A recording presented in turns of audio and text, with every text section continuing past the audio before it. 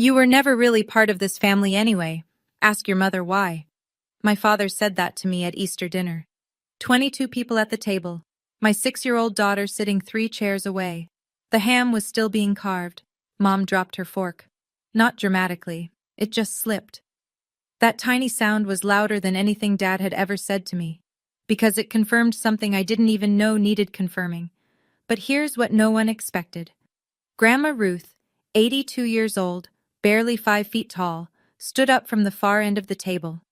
She reached into that cracked leather purse she's carried since 1987. She pulled out a yellowed envelope and said 7 words that ended 25 years of lies. What was in that envelope changed everything. Not just for me. Before I go on, please take a moment to like and subscribe, but only if you genuinely connect with this story. Drop your location and local time in the comments. I'd love to know where you're listening from. My name is Wanda. I'm 32, and this is what happened when my family finally ran out of secrets. Now let me take you back to the week before Easter, the week my father started planning his announcement. I work the night shift at Mayfair General, 7 p.m. to 7 a.m., 3 nights a week, sometimes 4. I'm a nurse in the medical surgical unit. I've been doing it for 6 years. You get used to the hours. You never get used to the tired. My daughter Lily is 6. She has my jaw and my stubbornness, and a laugh that sounds like a screen door in summer. Her father moved to Oregon 2 years ago. He sends a check, sometimes.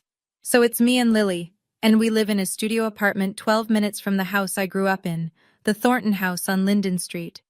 That house is a 2-story wood frame with a wraparound porch and a magnolia tree my grandfather Harold planted the year he and Grandma Ruth moved in. 1965. They bought it with cash from his GI Bill. 3 bedrooms upstairs. Kitchen with the original tile. The kind of house people in Collier, Georgia, point at and say, "That's been in the family." My parents, Gerald and Denise, live on the main floor. My brother Travis has the big room upstairs. He's 29. He's never paid a dime of rent. Every night I work, I drive Lily to Grandma Ruth's. Ruth puts her in the guest bed, reads to her from the same primers she used when she taught 2nd grade. In the morning, I pick Lily up, make her breakfast, sleep 4 hours, and do it again. It's not an arrangement anyone signed. It's just how it works. And my father hates it. He said it once in front of Travis while I was dropping Lily off. "She drops that kid here like it's free daycare, but she's not even—" He stopped. He always stopped. I'd been hearing that unfinished sentence my entire life, until Easter. Grandma Ruth kept a chair pulled out for Lily every night before I even knocked. A small wooden chair, painted yellow, that used to be mine when I was little. Ruth never said that. I just recognized the chip on the armrest from the time I dropped it off the porch at age 4. She read to Lily from old readers, the kind with Dick and Jane and sentences like "See Spot Run." Lily thought they were hilarious. Ruth thought Lily was the smartest child in Georgia. They had a deal. Aunt Jolene, my father's younger sister, 55, retired nurse, came by on the nights Ruth was too tired. Jolene lived alone in a duplex near the post office. She'd sit with Lily, braid her hair, let her watch one cartoon before bed. Jolene never asked me for money. She never asked me for anything. One night, about a year ago, Jolene said something while I was lacing up my shoes to leave. She wasn't looking at me. She was wiping down Ruth's kitchen counter. "You know your daddy's wrong about you, right?" I didn't ask what she meant. I was afraid of the answer, so I just said, "Thanks for watching, Lily," and drove to the hospital. I think about that a lot. I think about how many times I chose not to know. Grandma Ruth carried a brown leather purse everywhere, cracked along the clasp soft as a glove. Inside, her reading glasses, a lipstick she hadn't worn in years, a photo of Grandpa Harold in his army uniform, a photo of me the day I was born, and something else, something I didn't know about until that Easter Sunday. Grandma Ruth kept things in that purse the way other people keep things in safes. I just didn't know I was one of them. 2 weeks before Easter, my father called and told me to come to the house. Not asked. Told. I drove over after dropping Lily at preschool. Gerald was sitting at the kitchen table with a cup of coffee he wasn't drinking. Denise was nowhere. Travis was at work, or what he called work, which was a part-time mechanic gig where he clocked maybe 20 hours a week. "Sit down," Gerald said. I sat. "Financial situation's changed," he said. If you want to keep bringing Lily here at night, you need to contribute more. I'd been paying him $400 a month. He called it a household contribution. I didn't live there. I hadn't lived there since I was 19. But I paid it because he said it covered utilities, groceries, wear and tear. I never argued. I just paid. How much more? I asked. $600. Dad, I already pay more than Travis, and I don't even live here. He looked at me the way he always looked at me, like I'd said something rude by stating a fact. Travis's family, that's different. I felt it in my ribs. That word again. Family. The way he said it. Like a gate he could open or close. Then he leaned forward. If you can't manage it, I'll have to talk to Mama about the Lily situation. She's 82. It's a lot. There it was. The lever. Not guilt, not emotion. My daughter's nighttime care, the only thing holding my work schedule together. I said yes. $600. That evening, Travis walked through the living room while I was writing the check. He heard. He didn't say a word. He opened the fridge, took a beer, and went to the backyard. I later found out that $400 a month? Dad had been telling Mom it was $200. He pocketed the difference. Let me explain what that house meant. Not in dollars, in geography. Collier, Georgia, has one hospital, one elementary school, and no daycare open past 6 p.m. If I lost access to Grandma Ruth's house for Lily's overnights, I'd have to switch to day shifts, which meant a pay cut, fewer hours, and competing with nurses who had 10 more years of seniority. Or I'd have to hire a private sitter I couldn't afford, or I'd have to leave Collier entirely. That house wasn't just property. It was the only reason I could keep working nights, keep my RN differential, and keep Lily in a school where her teacher knew her name. My father knew that. He'd never said it out loud, but he knew. And then there was Travis. About a week before Easter, I stopped by Ruth's to pick up Lily's jacket and heard Travis on the phone in the hallway. He was talking to Megan, his girlfriend. Once the house is mine, Grandma can move to the back room. Or Wanda can take her. He said it like he was discussing furniture. I stood in the doorway with Lily's pink jacket in my hand and didn't move. Travis didn't see me. He kept talking. Something about knocking out a wall upstairs, maybe renting it out. This was Ruth's house. She'd lived here 61 years. She planted every bush in that yard. And Travis was already remodeling it in his head. I didn't confront him. I put the jacket on Lily, buckled her in, and drove home. My hands were shaking on the steering wheel, and I didn't know why. Anger, fear, both. But there was one thing Travis didn't know. One thing none of them knew. That house was never Dad's to give. 3 days before Easter, Aunt Jolene called me. It was late, past 9. Lily was already asleep at Ruth's. I was sitting on my kitchen floor eating cereal out of the box because I'd forgotten to buy milk. Jolene's voice was different. Careful. Like she was choosing each word before she let it out. Wanda, has your daddy ever mentioned anything about the house to you? The house? No. Why? Silence. I could hear her breathing. Just be there on Sunday and sit near Mama. Jolene, what's going on? I can't say more right now, but be there. Promise me. I promised. I didn't understand, but something in her voice made me write it down on a sticky note and press it to my bathroom mirror. Sunday. Sit near Grandma. The next day, Saturday, I was at the Piggly Wiggly buying groceries for Easter dinner. I always cooked, every holiday for 12 years. Ham, mac and cheese, green bean casserole, biscuits, sweet tea, pecan pie. I'd start at 5 a.m. Easter morning. Nobody asked, nobody helped. It was just understood that Wanda would handle it. I was loading bags into the trunk when I saw my father coming out of the Harmon and Burke office on Main Street. He was carrying a large brown envelope, the stiff kind, legal-sized, tucked under his arm. He walked fast. He didn't see me. I called out, "Dad, what were you doing at the lawyer's?" He turned. His face went flat. "None of your business." He got in his truck and pulled away. I stood there in the parking lot holding 4 bags of groceries for a dinner I'd been cooking for this family every Easter for 12 years. I didn't have a free hand, literally or figuratively. I should have pushed harder. I didn't. Easter Sunday. I was up at 5 a.m. after a full night shift. 4 hours of sleep. My eyes burned, but the ham wouldn't season itself. I drove to the Thornton house with Lily still in pajamas, her Easter dress on a hanger in the back seat.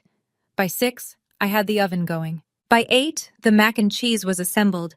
By 10, the casserole was in its dish, the biscuits were rising, and the sweet tea was steeping in the big glass jar Ruth kept on the counter since before I was born. Denise came into the kitchen around 9:30. She set out plates and napkins on the long table in the backyard, took about 15 minutes, then sat down in the living room and turned on the TV. That was her contribution. Travis showed up at noon carrying a bottle of wine. $9. I know because the sticker was still on it. My father looked at the bottle and said, loud enough for the kitchen to hear, "Now that's a man who knows how to show up." I had 6 dishes on the counter. I'd been on my feet for 7 hours. Nobody said thank you. Lily helped me fold napkins for the outdoor table. She was careful about it, tucking each corner the way I showed her, pressing the crease with her small fingers. We set 22 places under the string lights on the back porch. Grandma Ruth came through the kitchen slowly, holding the doorframe. She watched me and Lily working. She put her hand on my shoulder and said something I didn't understand at the time. "You look just like your daddy when he was good, baby."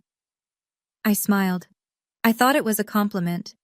I didn't understand that sentence until 3 hours later. By 5 o'clock, 22 people were seated around the long table on the back porch. Family, neighbors, church. Gerald sat at the head, white button-down shirt, which I'd never seen him wear to a family dinner. He usually wore flannel. Tonight he looked like a man with an agenda. He'd placed the brown legal envelope from Harmon and Burke under his chair. I noticed because I was carrying the ham platter past him and saw the corner sticking out. Denise sat to his left. Quiet. She'd reapplied her lipstick twice in the last hour, which she only did when she was nervous. Travis sat across from her, Megan beside him. Megan wore a sundress and a smile that said she already knew something good was coming. Aunt Jolene was to my right. She'd saved the seat. On my left, Lily, in her yellow Easter dress, kicking her legs under the chair because her feet didn't touch the ground. Grandma Ruth sat at the opposite end of the table from Gerald, the matriarch's seat. She had her brown leather purse on her lap, not under her chair, not on the ground, on her lap, like she was at an airport waiting for a flight. Pastor Tom Davis, 70 years old, white-haired, calm as a lake, sat midway down the table. He'd been Harold's closest friend. Ruth had invited him personally. I thought that was just Ruth being Ruth. I didn't yet know it was strategy. Pastor Davis said grace. Everyone bowed their heads. I peeked. Gerald's eyes were open. He was looking at me, not at the food, not at God, at me. Then he stood up. "Before we dig in," he said, "I have an announcement." Everyone put down their forks, except Grandma Ruth. She kept eating her biscuit like she'd been expecting this. Gerald straightened his collar. He looked down the table the way a man looks at a room he thinks he owns. "I've made a decision about this house." The string lights hummed. Someone's ice clinked. "Travis is getting the house. I've had the papers drawn up." He said it the way you'd read a weather report. Flat, final. Travis looked up from his plate, half surprised, half like he'd been rehearsing this face in the mirror. Megan squeezed his hand under the table. Her smile tightened into something sharper. Satisfied. Uncle Ray, my father's older brother, set down his fork slowly. His wife Linda glanced at me, then away. Jolene picked up her sweet tea. She didn't drink it, she just held it. Gerald continued. "This house should stay with family." He paused, let the word hang. Real family. I felt it land, not in my chest, but somewhere deeper. Behind my ribs, where all the old bruises live. I looked at my mother. Denise was shredding her napkin into thin strips. Her eyes were locked on the table. Mrs. Mitchell, our neighbor of 30 years, sitting 2 seats from Gerald, cleared her throat quietly. Mr. Mitchell put his hand over hers. Pastor Davis folded his arms. His jaw moved slightly, the way it does when he's biting back words. I kept my voice even. "Dad, what do you mean real family?" Gerald turned his whole body toward me. He didn't whisper. He didn't lower his voice. He spoke at full volume, a man who wanted witnesses. "You know what I mean." 22 people heard it. 22 people felt the temperature drop on that porch. And he wasn't done. I didn't flinch. I set my hands flat on the table. No, Dad, say it clearly. He wanted me to back down. I could see it, the flicker behind his eyes, the slight lean forward, the expectation that I'd fold the way I always folded. 32 years of practice. Not tonight. Gerald looked at me, then at the table, then back at me. You were never really part of this family anyway. He tilted his head toward Denise. Ask your mother why. 2 seconds of absolute silence. No wind, no crickets, nothing. Then, clang.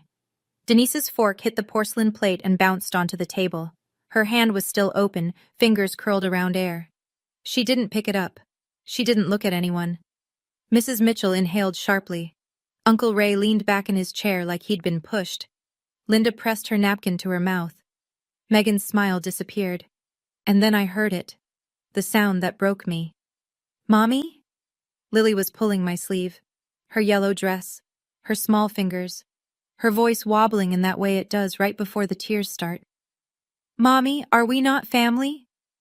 22 people heard my 6-year-old daughter ask that. At a dinner table, on Easter Sunday, under string lights I'd hung myself that morning. Something shifted in me. Not rage, not sadness. A door closing. The last door. The one I'd been holding open for 32 years because I kept believing that if I just cooked enough dinners, paid enough money, showed up enough times, they'd let me in. That door closed. I looked at my father. My voice came out steady, quiet, final. You just said that in front of my daughter. Whatever you think you know, you don't get to do that. Okay. I need to pause here for a second. Because in that moment, sitting at that table, with my daughter pulling my sleeve, I had about 4 seconds to decide who I was going to be. The old Wanda would have picked up Lily and driven home crying. Something was different that night. And I think it had to do with what Aunt Jolene told me on the phone 3 days before. Let me ask you this. Why do you think my dad chose Easter dinner, in front of everyone, to say that? What was his play? Drop your theory in the comments. All right, let me tell you what happened next. I reached down and lifted Lily off her chair, carried her around the table to Jolene. Jolene didn't ask. She opened her arms. Lily buried her face in Jolene's shoulder, and Jolene held her like she'd been waiting to. I walked back to my seat. I didn't sit down. I stood. 22 faces stared at me, some pitying, some confused. A few, like Pastor Davis, steady and watching. You've been hinting at this my whole life, I said. So say it, right here, right now, all of it. Gerald laughed, short, dry, like a cough he didn't bother covering. I don't owe you an explanation. You just told 22 people I'm not part of this family. You owe everyone at this table an explanation. That one landed. I saw it. His shoulders shifted, his jaw tightened. He looked around the table, at the Mitchells, at Uncle Ray, at Pastor Davis, at the cousins who were suddenly fascinated by their plates. No one was backing him up. No one was nodding along. Gerald turned back to me. Fine. His voice dropped, but not to a whisper, to something rehearsed. Your mother told me the truth 25 years ago. You're not my biological daughter, someone else's blood. I raised you anyway. He spread his hands wide, like a man expecting applause. But this house is Thornton blood. A gasp. Small, stifled, from Linda. Uncle Ray shook his head slowly. Mrs. Mitchell grabbed her husband's arm.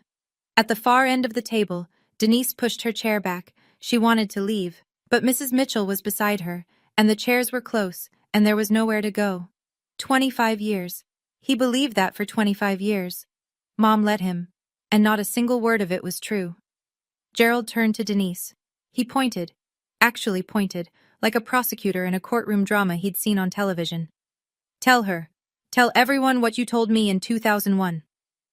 Denise's mouth opened, closed, opened again. She looked like a woman trying to speak underwater. It's complicated, Wanda. Complicated enough to ruin my life for 25 years? She flinched. Her eyes were wet, but the tears didn't fall. They just sat there, balanced. I made mistakes. Gerald slapped the table. See? She admits it.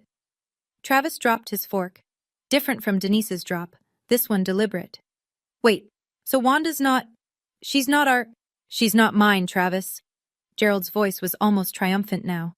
Never was. That's why you get the house. Pastor Davis leaned forward. Gerald, this is not the place. Gerald wheeled on him. This is exactly the place, Pastor. My house, my family, my decision. And there it was. The 3 words that told you everything about my father, my house, my family, my decision. Everything belonged to him. People, property, truth. I looked at my mother one more time. I was giving her a chance. The last one she'd ever get from me at that table. Mom, look at me. She looked. Is it true? 3 seconds. 4. Her mouth trembled. I'm sorry, Wanda. She didn't deny it. She didn't explain. She just apologized. The way someone apologizes when they're not sorry for what they did, but sorry it finally caught up. At the far end of the table, Grandma Ruth set down her glass of water. She placed both hands flat on the table, and then, slowly, quietly, her right hand moved to the cracked leather purse on her lap. Her fingers found the clasp. Nobody noticed, except me. Jolene's voice cut through the silence like a knife through warm butter. Calm, almost casual. Jerry, one question. Gerald looked at his sister, annoyed. He was still riding the high of his announcement. You could see it, the way his chest was puffed, the way he held the edge of the table like it was a podium. Whose name is on the deed of this house? Gerald blinked. What kind of question is that? It's the family home. That's not what I asked. It's Dad's house. Dad left it to us. Jolene tilted her head. She had a way of doing that, making you feel like you'd just said something a child would say. Dad died in 2018. Did he leave a will transferring it to you? Silence again, but a different kind this time. Not shock, calculation. I watched Gerald's face do the math he'd apparently never done before. It was understood, he said. Jolene looked at me. Her eyes were soft, but her words weren't. Understood isn't a deed, Jerry. Mr. Mitchell turned to his wife. He whispered, but in the quiet it carried. That house is still in Ruth's name. 3 or 4 heads turned toward Grandma Ruth. She sat at her end of the table, still as a photograph. Her biscuit was gone. Her water glass was empty. Her hands were in her lap, on the purse. She hadn't said a single word all evening. I think that's the moment people started to realize Ruth's silence wasn't frailty. It wasn't confusion. It wasn't an old woman tuning out the drama. She'd been listening to every word, cataloging every sentence, waiting. My father had been giving away something that was never his, and Aunt Jolene had just lit the fuse. Gerald's face went red, not embarrassed red, cornered red. A man who'd planned every beat of this evening, and just realized someone was reading ahead. He slammed his palm on the table. Glasses shook. A tea pitcher wobbled. This is exactly what I'm talking about. He pointed at me. Every holiday. Drama. And it always comes back to her. He was pivoting. I'd seen this play before. When Gerald lost control of the facts, he reached for the feelings. Make it about tone. Make it about disruption. Make the quiet one look like the troublemaker. You want to know why I never treated you the same? His voice was loud now, stage loud, pitched to the back row. Because you're not the same. Your mother slept with another man. He jabbed his finger at me. You're the proof. Mrs. Mitchell covered her mouth. Linda turned away. One of the cousins, Ray's son Tyler, pushed back from the table and stood up, then sat down again, unsure where to go. I heard Lily whimper against Jolene's shoulder. Gerald turned to Pastor Davis, trying to find an ally. You knew Harold. You know this family. I'm doing what's right for the Thornton name. Pastor Davis looked at him for a long time. His voice was low and heavy. Gerald, I knew Harold. And I know Harold would not do this. Gerald ignored him. He reached under his chair and pulled out the brown envelope from Harmon and Burke. He slid out a stack of papers, deed transfer documents, and dropped them on the table with a thud. Travis, come sign. Travis stood halfway. His eyes moved around the table. 22 faces, not one of them encouraging. Megan tugged his sleeve. Maybe not right now, babe. Travis sat back down. Gerald was losing the room and he knew it, so he did what controlling men do when their audience slips. He grabbed for his witness. "Denise!" His voice cracked like a whip. Tell them what you told me when Wanda was 7. Denise was standing now, half behind her chair, gripping the back of it with both hands. Her knuckles were white. She looked like a woman standing on a ledge. She looked at me. I looked back. I gave her nothing. No rescue, no anger, just my face, because I needed to see what she would choose, right here, in front of everyone. She swallowed. I told your father something a long time ago, and She told me Wanda isn't mine. Gerald cut her off. Plain and simple. Mom, my voice was steady. Is it true? Her chin trembled. Her eyes moved from me to Gerald to the table to the yard. Anywhere, everywhere, searching for an exit that didn't exist. I'm sorry, Wanda. Not a denial, not the truth. An apology shaped like a confession. That's when I felt the ground tilt.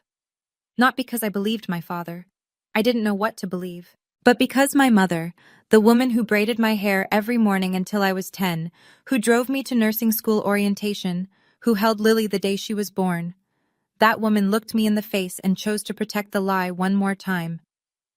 Then I heard a sound behind me, wood on wood, the slow groan of a chair being pushed back. I turned. Grandma Ruth was standing, both hands on the table, spine straight, 82 years old and rising like she hadn't stood up without help in 2 years. She stood up that night like she was 40, every head turned. 22 people watching a 5-foot woman at the end of a table hold the weight of a room.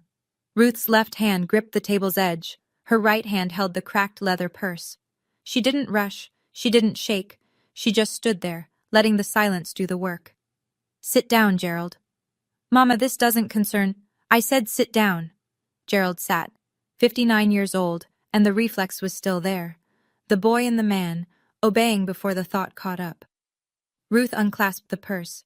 She reached in and pulled out an envelope. Yellowed, creased, folded so many times the paper had gone soft at the edges. She held it up, not high, not dramatic, just enough for the table to see. 25 years I kept this. Her voice was clear, quiet, but clear. The way a retired teacher speaks when the classroom finally goes still. 25 years I watched you treat that girl like she was nothing. She looked at Gerald. Only Gerald. I promised Harold I'd wait until you showed everyone who you really are. She let that sit. You just did. She placed the envelope in the center of the table, right between the ham platter and the green bean casserole, right on top of a dinner I'd cooked since 5 that morning. Open it, Gerald, or I will. No one breathed. I mean that literally. I could hear the string lights buzzing, the distant bark of a dog 3 houses down, the creak of Mr. Mitchell's chair as he leaned forward, but no breath, no air moving. Lily had stopped crying in Jolene's arms. She was watching her great-grandmother with wide eyes. My grandmother had carried that envelope for 25 years, not as a weapon, as a parachute, for me. Gerald stared at the envelope like it might bite him. His hand hovered, then grabbed it. He tore one end open, rough, impatient, and pulled out a folded sheet of paper. Lined notebook paper. Blue ink, faded to gray in places. A letter. Ruth's voice was steady. Read it out loud, Gerald, or hand it to Pastor Davis. Gerald didn't read it aloud. He read it to himself.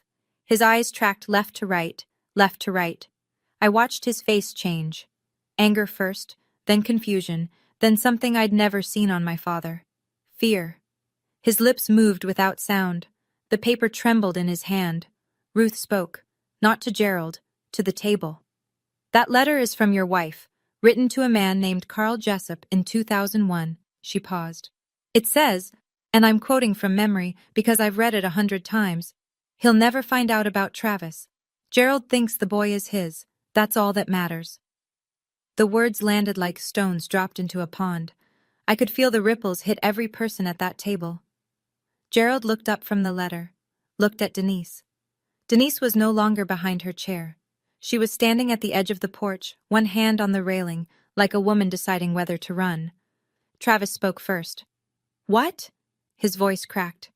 What about me? Gerald's jaw worked. This is fake. You faked this.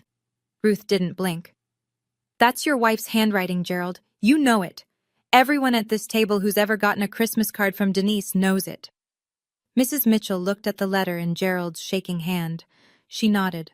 Small, certain. That's her writing, she said quietly. But that wasn't everything in the envelope. Ruth reached into the envelope still in Gerald's hand and slid out a second piece of paper. This one was printed, clean, clinical, with a company logo at the top. After Harold passed, Ruth said, I ordered a DNA kit, the kind you buy online. You've seen the commercials. She addressed the table, not Gerald, like a teacher giving a lesson she'd prepared all semester. I swabbed myself, and one night when I was keeping Lily and Travis was sleeping upstairs, I took hair from his pillowcase. I used Gerald's old brush from the hall bathroom. She folded her hands. I mailed them in. 6 weeks later I got the results. She paused. Let the room catch up. Gerald and Travis are not biologically related. Travis made a sound. Not a word, not a cry. Something between the two. His chair scraped back. Megan reached for his arm. He pulled away. Gerald stood up. His chair toppled behind him, cracking against the porch boards. You went behind my back. You went behind your daughter's back for 25 years, Gerald. Ruth's voice didn't rise. It didn't need to. Sit down. He didn't sit, but he didn't speak either. He stood there with the letter in one hand and the DNA results in the other, holding the two pieces of paper that had just dismantled his entire story. I looked at Grandma Ruth. She was already looking at me. She gave me a nod. Small, slow, the kind that says everything without a sound. I see you. I've always seen you. Across the table, Megan had left her seat. She stood on the porch steps, arms crossed, staring at the yard.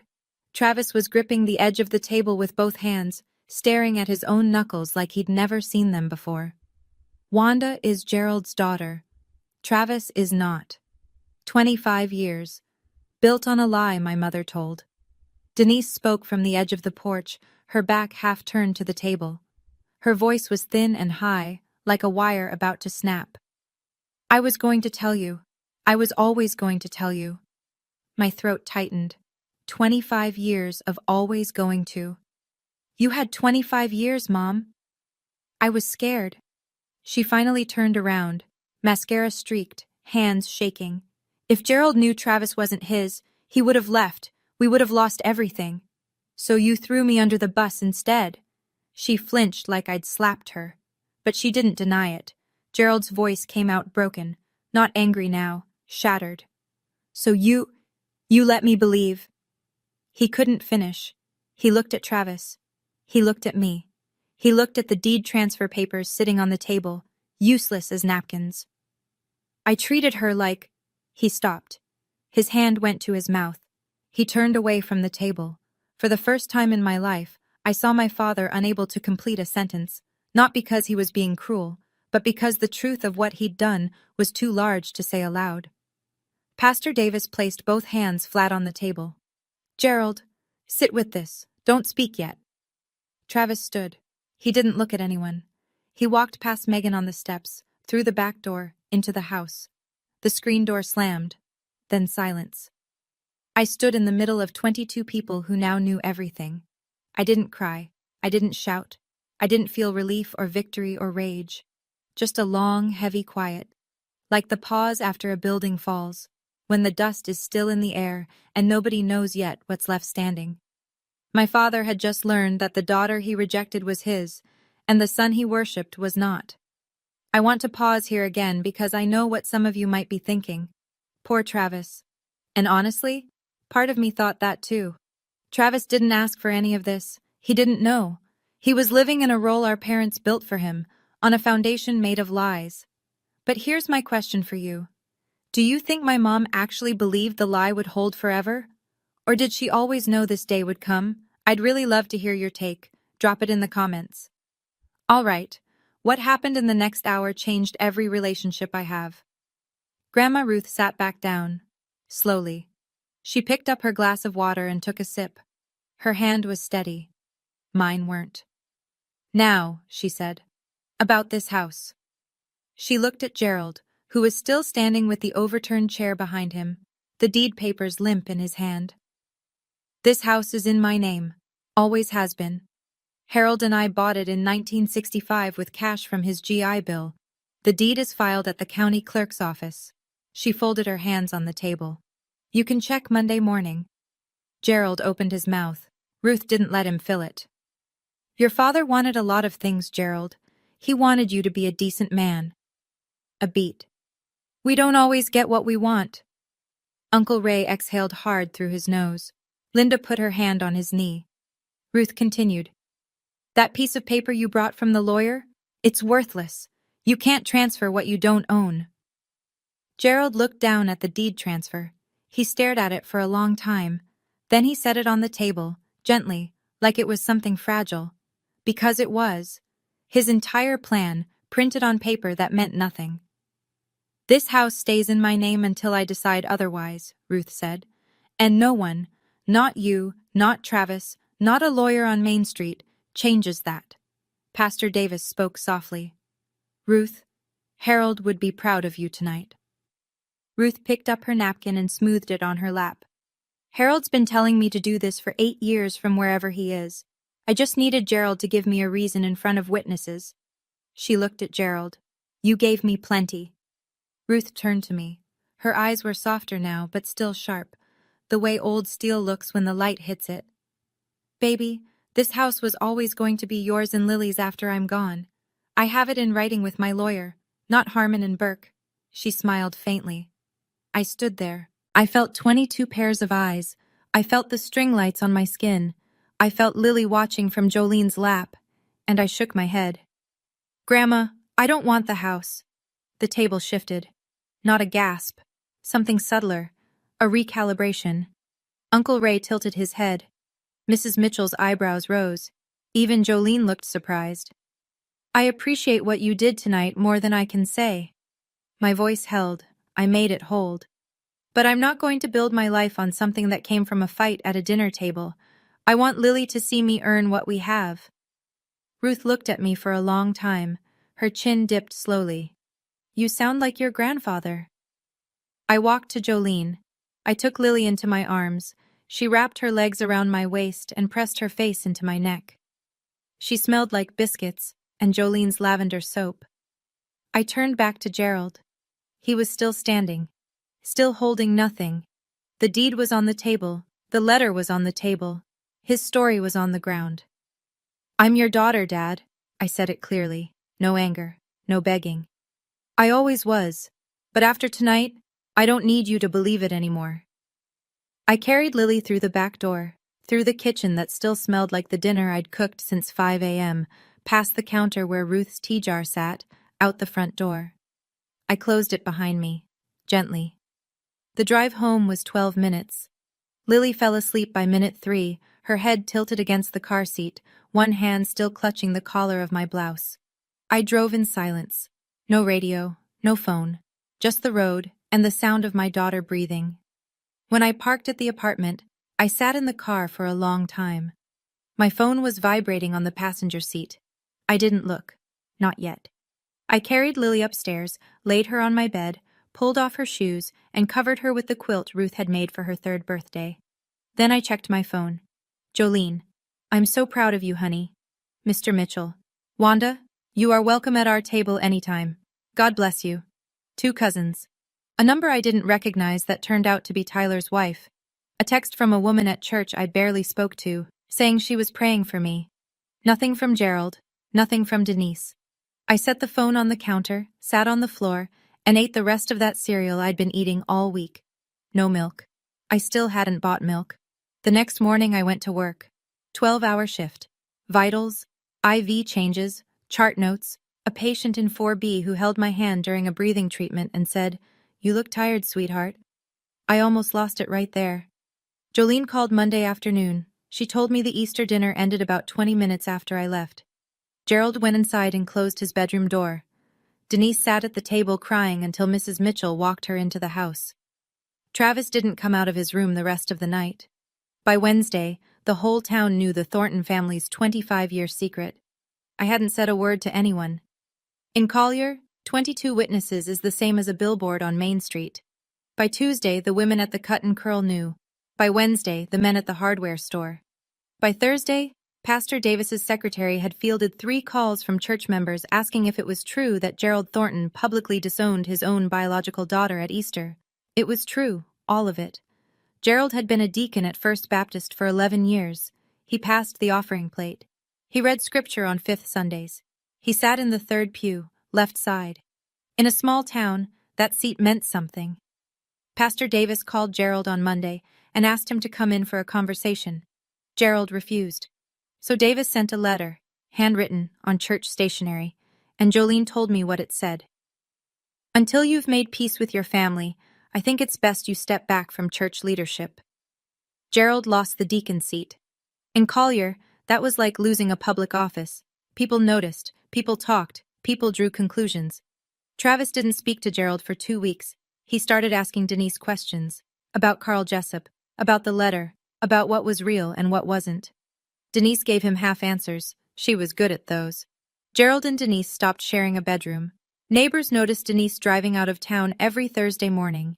Jolene confirmed she'd started seeing a therapist in Macon. And the deed transfer? The lawyer at Harmon and Burke informed Gerald that the document was unenforceable because the property was not in his name and never had been.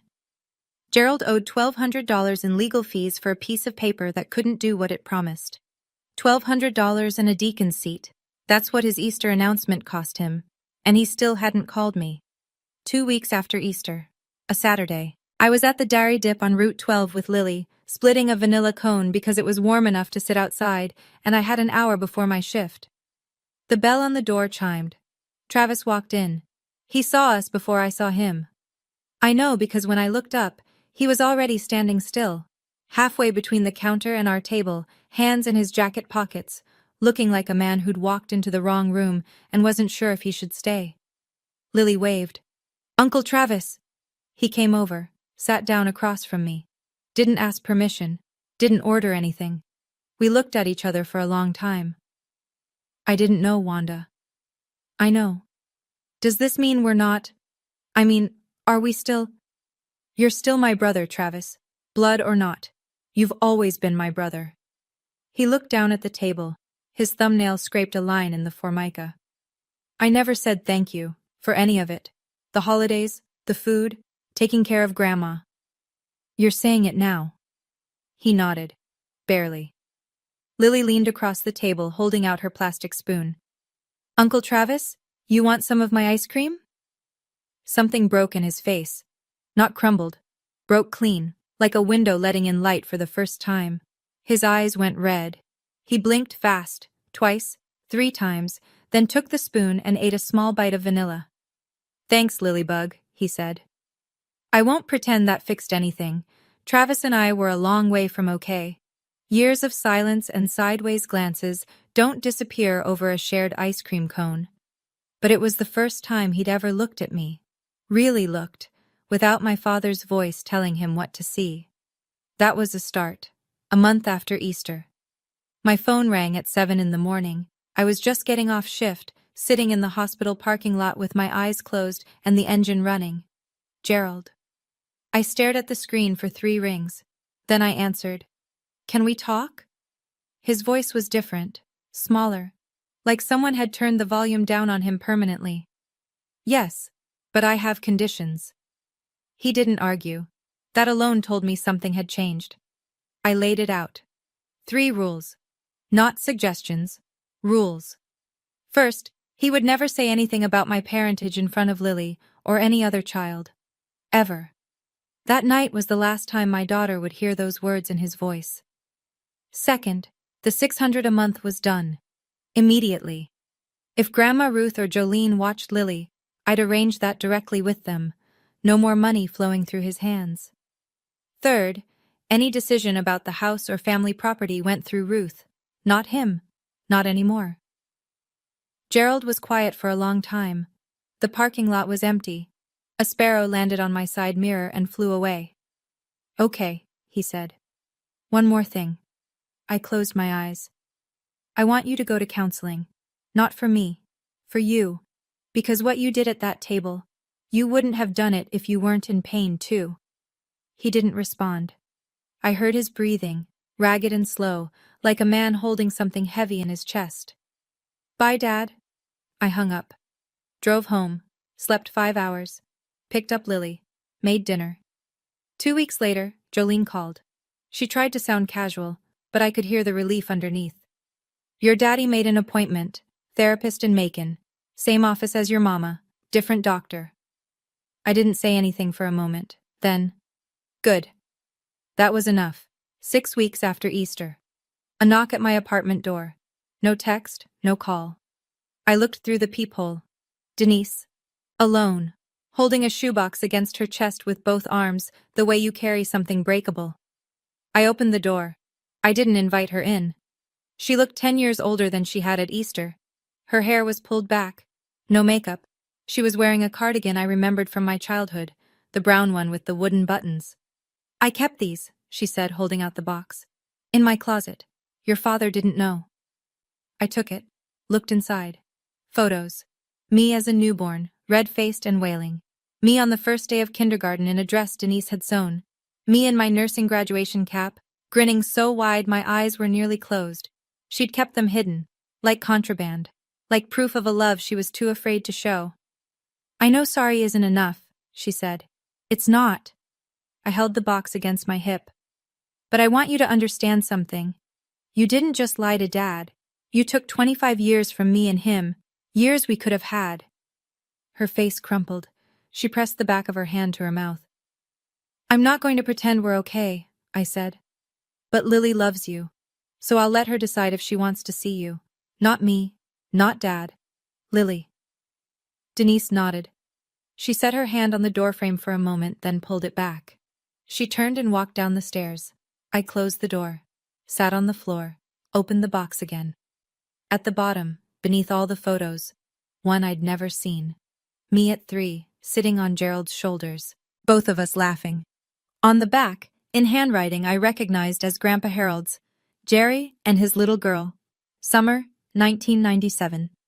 I put it on the refrigerator, right next to Lily's drawing of our apartment. 2 months after Easter, Saturday evening, just the 3 of us, me, Lily, and Ruth. Ruth was making cornbread. Lily stood on a step stool beside her, stirring the batter with a wooden spoon almost as long as her arm. They had flour on their noses. Neither of them cared. I leaned against the kitchen doorframe and watched. This, I thought, this is what family looks like. Not who sits at the head of the table, not whose name is on a deed. This, flour and laughter, and a 6-year-old singing You Are My Sunshine off-key, while an 82-year-old woman pretends she's hitting every note. After dinner, Ruth asked me to sit with her on the back porch. The old swing, the one Harold built when Gerald was a boy. It creaked under both of us. You know why I waited, don't you? You wanted him to show himself first. She nodded. If I'd told him 10 years ago, in private, he'd have called me senile. He needed an audience for his cruelty, so I gave him one. Were you scared? Every single day for 25 years. We sat in the quiet. Crickets, the smell of cut grass from the Mitchell yard. Lily's voice drifting through the screen door. Wanda, the house is yours whenever you're ready. Not because of blood. Because you're the one who showed up. Every holiday, every hospital visit, every night shift. She rested her hand on mine. You showed up. I know, Grandma. And one more thing. Her eyes narrowed with a humor so dry it could start a fire. Stop paying anyone $400 a month for the privilege of being in your own family. I laughed. She laughed. It was the first real laughter I'd felt in longer than I could measure. The swing creaked. Lily sang. The porch light hummed. I didn't tell you this story so you'd feel sorry for me. I told you because I spent 32 years thinking I had to earn a seat at a table that was never going to save me a place. After Easter, I didn't become a different person overnight. I still work nights. I still eat cereal on my kitchen floor sometimes. I still get tired in ways that sleep doesn't fix. But I stopped writing checks to a man who pocketed half and called it family obligation. That's $4,800 a year I keep now. Enough for the deposit on a 2-bedroom apartment where Lily finally has her own room. She picked the paint color herself, mint green, because it looks like toothpaste, Mommy. I stopped cooking for people who never said thank you.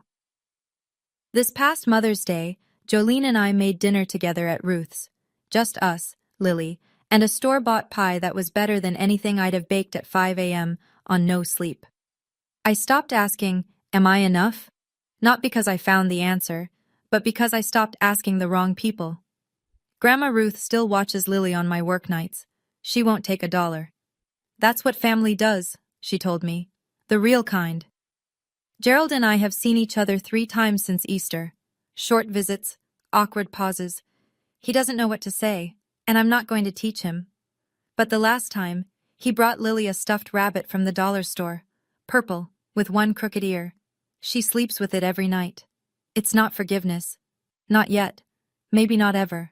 But it's something. And something is more than I had at that Easter table. I sat on that porch with my grandmother, listening to my daughter sing inside a house full of ghosts and cornbread. And for the first time in my life, I didn't feel like a guest. That's my story. Or at least, that's where it is right now. I don't know what Thanksgiving will look like. I don't know if my father and I will ever sit at the same table without that Easter hanging between us. But I know this. Lily will never sit at a table where someone tells her she doesn't belong. That's my line. And I don't cross it. If this story hit close to home, leave a comment. Not about me, about you. What's your Easter table moment? And if you want more stories like this, there's one in the description I think you need to hear. Thank you for staying with me. I'll see you next time. A whole bunch of them. Because, you know, I just wanted to make it simple. But anyway, there was still 12. I did actually add back, because I wasn't sure where everyone was, so I did actually add back. I'm not looking at the road, probably, hang on. Because I want to do this. I did actually add back a very, very good mod that I love to use, but I'm happy to get rid of them. Oh, you're still in bed? Yeah, I know. So if you look at the sky and everything, this is a mod that was recommended to me because I was trying out different weather mods and stuff. This is a great one. I'll share it in my Discord, and it's called something along the lines of Weather 4K. Yeah, okay, no worries, Sea Beast. How's this guy? But anyway, just look at the sky and it's nice.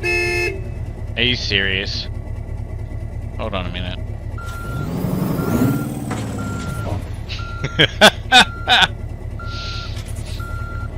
Alright, we gotta go.